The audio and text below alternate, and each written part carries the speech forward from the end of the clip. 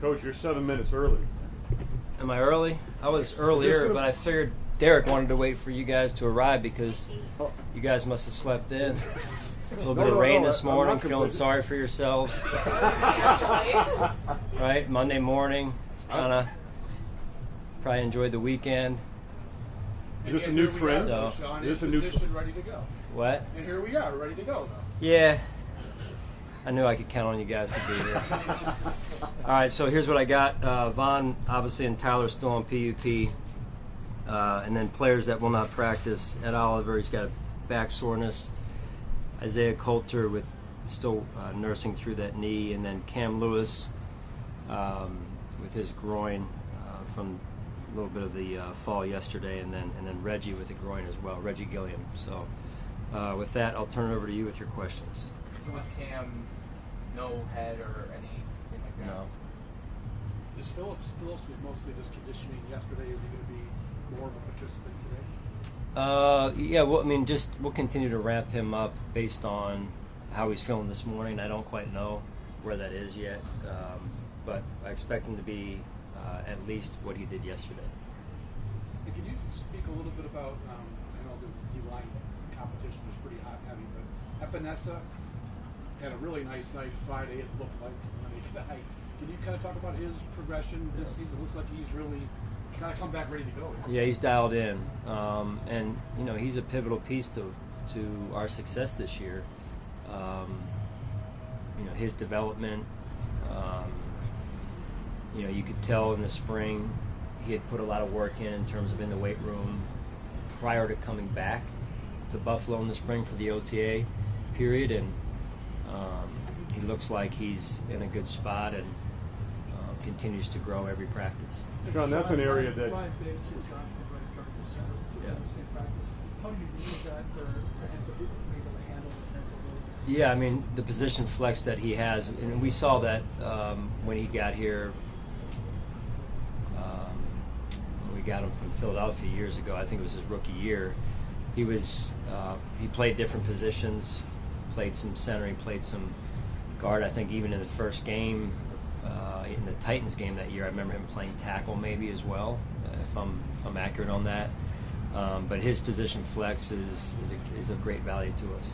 Sean, getting back to the pass rush there, I mean, that's an area where we've talked about you want more out of. Yep. You've done a lot to create a lot of competition. Like, can you speak to maybe how intense that competition is, and is it meeting your expectations, at least at this point in training camp? Yeah, I mean, I think just overall, our whole team, we've got a lot of work to do yet, and no different in that position. There's been flashes of it, whether it be from an individual player or the group overall, but that has to continue to develop. Pivotal pieces, AJ being one of them, and then some of the other players, play a part in that also in their development. So there's pivotal pieces on our roster that need to step up in order for us to have a good season, and that's some of the work that's got to get put in. We talked a lot about adding Dalton Kincaid and kind of what he's bringing. But I was curious from a defensive coordinator perspective, what is having two tight ends and kind of not knowing where they're going to line up? What does that add from your like a defensive coordinator perspective? How does that make this harder?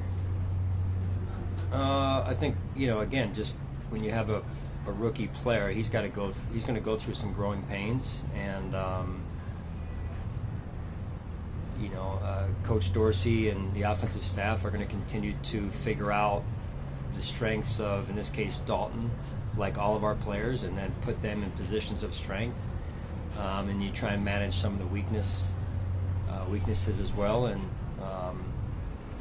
Dalton's a skilled player, and but at the same time, he's still a young player. So there's still a lot of work to be done. How much do you feel Jordan Phillips' time missed because of the injury maybe has him trying to play catch up at this point in training camp? I mean, anytime you miss a couple of days or even one day, I mean, from a competitor standpoint, when you're not out there, you feel that, and then when you miss multiple days or now weeks, going even back to the spring, there's some catch-up work that's got to be put in, and Jordan will do that. He's been out there paying attention. He's been out there getting the mental reps in terms of what he can control through the PUP, and then now that that's taken off, getting him back integrated into what we're doing. The walkthroughs are very productive or beneficial for him, because the walkthroughs allow now him to participate and get the mental reps where he couldn't get those mental reps prior to that. Now that we're a couple weeks into camp, what's it been like for you to wear both hats, be kind of behind the offense watching, then be on the sidelines? What's that been like for you? Yeah, it's been interesting trying to find just where I need to be at the right time, and then just being self-aware I think is important enough to know that okay, I haven't spent time here in some time, so I need to get around say the offense a little bit, or special teams. It's just hard to leave even the follow-up film meeting with the defense because of the details that we need to have. It's important that I do spend the time outside of the defense with set pieces of our offense or special teams as well. Coach, in Sean, terms of delegating that, is that something where you'll say, I need to give this piece to this defensive assistant, this piece to this defensive assistant, or will one defensive assistant shoulder most of that by himself? Yeah, probably a little bit of both in terms of overall got a very strong staff defensively, but it's more putting things in place for when I'm not around that I can still have the level of communication. So, for example, if I go sit in with the offense to watch practice after this practice this morning, I'm not hearing the communication of what went well, what didn't go well, play by play through the course of the film with the defensive staff. So just, hey, making sure that when I watch it through a defensive lens, then that they saw it like I saw it in terms of what needs to improve. Sean, I know backup quarterbacks and count the testing and reps and all that. Have you been satisfied with how Kyle and Matt have looked, or it seems like it's been a little bit rough at times? Again, understanding that that's often the case. Yeah, well, we have confidence in both of those guys. That said, doing it in a game, doing it in live situations, learning our offense for Kyle in particular is new. It's a new offense that he's now in, and that takes some time. So getting him as many reps as we possibly can is important, and I think he's done some good things, and there's some things that I'm sure he's working on, and as well as Matt. Sean, what do you make of Khalil's camp so far? Just having a year under his belt and now in his second camp with you guys. Yeah, the thing I love about Khalil is he's so consistent, and he's consistent from his personality. From a personality standpoint, he's consistent from a performance standpoint. And you saw him the other night in the stadium, where I think a lot of people forgot about him, and then he shows up.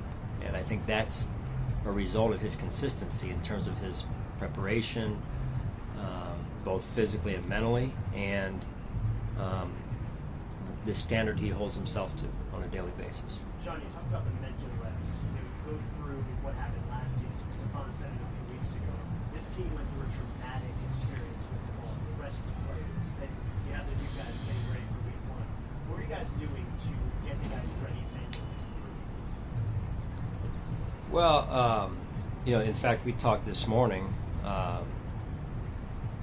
about training the mental part of the performer, right? So that you can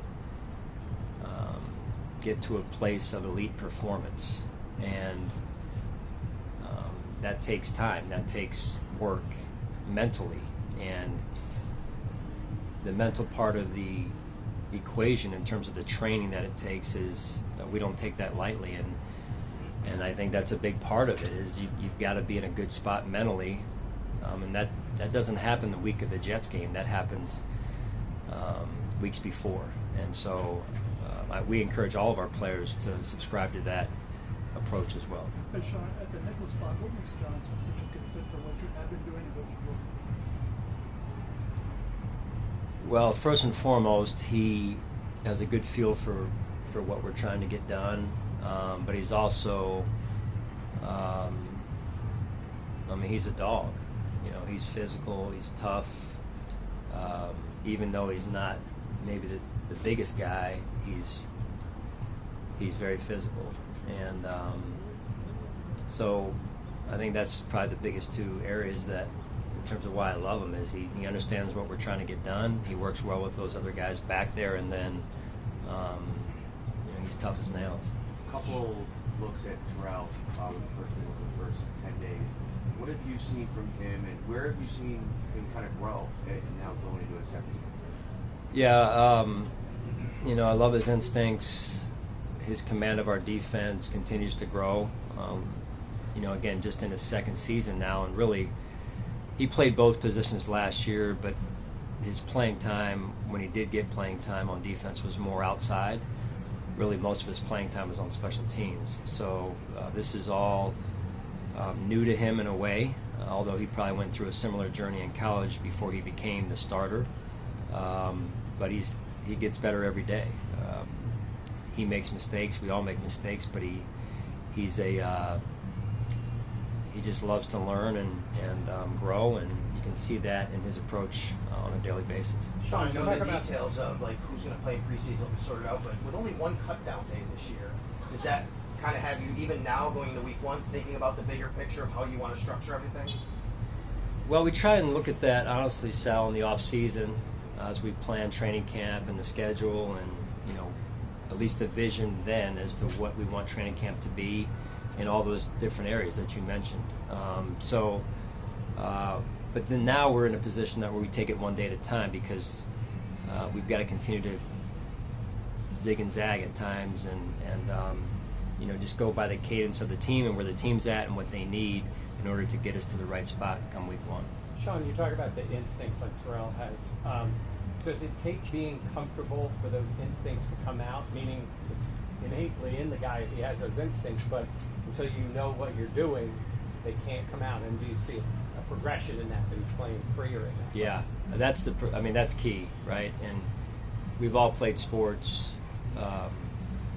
Most of you guys played sports, and when you go from junior high to high school, there's a transition time that takes place of, hey, until you can now get comfortable enough to play free again. Then you go from high school to college in the same way. That's new and it's faster than what what you've been used to, and then that takes some time to where you can finally get to be your true self. And so then you go for these guys, from college to the NFL, and now in his second year and somewhat of a newish, not totally new, but newer position, especially when you're out there with the ones. But that's what we continue to encourage is, hey, train them up the right way, but all the while allow them to play free, and knowing that if they make a mistake, just do it full speed, and we'll work through it together. Now, you make 2 or 3 of the same mistakes, then we're going to have a pretty long conversation there. But having said that, it is important that we have an environment around them that they know they can play free, and especially in games, preseason games, what have you. That's what practice is for, and if you have the right environment, that allows players to do that. You had talked about kind of ramping up toward the first preseason game. This was a used Friday night, for that. What does this week look like, as you put together these practices or whatever, heading toward the weekend? What can people expect to see maybe as you push toward that first preseason game? In terms of? Just whatever. I mean, it's open-ended for you. How do you ramp them up? You want to see the full game plan? Generally. Hang on. Is there one for a preseason game? No, seriously. No, really, we're going to go out there and we won't spend a lot of time, honestly, on the Indianapolis Colts, with all due respect. It's important, we have felt over the years, to focus on ourselves and our development.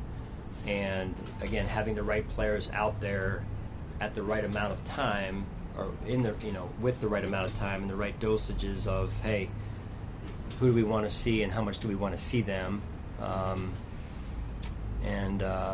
think that's important, that we manage that the right way. Having something as simple as 11 people on the field when you've got 90 guys on the sideline, and there's players in and out of the lineup at different points in time. Special teams gets involved in that mix. So some of that is even, believe it or not, a challenge, and a real pet peeve of mine when we don't have 11 people on the field. And you've seen that, honestly, in practice at times, and that doesn't sit well with me. So. Okay. Good? Thank you. Thank you.